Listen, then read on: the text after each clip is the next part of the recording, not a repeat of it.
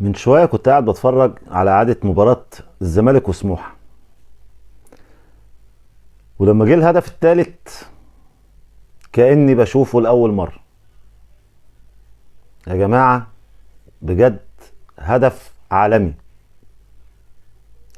شيكابالا لما بيجتمع مع يوسف أوباما بيكون هي دي النتيجة عن جمال وروعة الهدف ده. يعني تحس في انسجام، مش انسجام ده، بيقروا أفكار بعض. يعني الكلام ده ما بيحصلش غير في افلام الخيال العلمي، توارد خواطر زي ما بيقولوا، بيقروا افكار بعض. طب هنتكلم كتير ليه؟ تعالوا نشوف الهدف. شوف شيكابالا استلم الكرة، تحس ان الكرة طولت منه بس هي ما طولتش، هو عارف بيعمل ايه.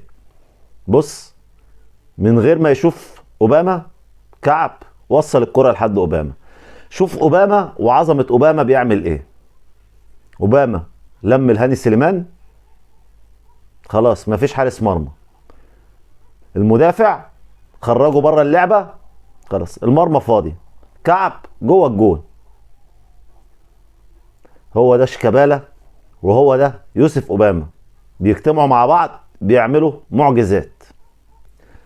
طبعا مش عايزين ننسى مصطفى شلبي ولا زيزو اللي كان ليهم دور فعال في الهدف.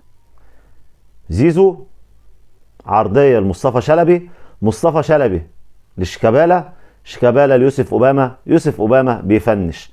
وعلى فكرة يوسف اوباما كان لسه مصاب، وبالرغم من كده صمم ان هو يلعب المباراة.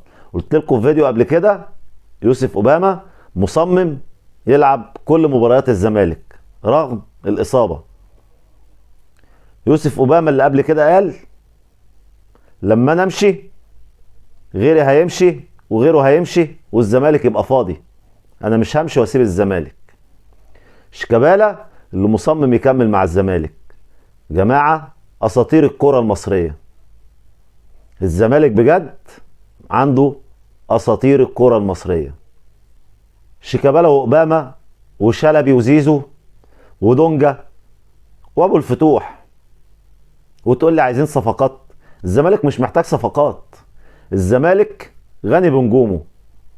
يعني بصراحة بعد ماتش الزمالك وسموحة جماهير الزمالك كانت زعلانة لان المباراة انتهت.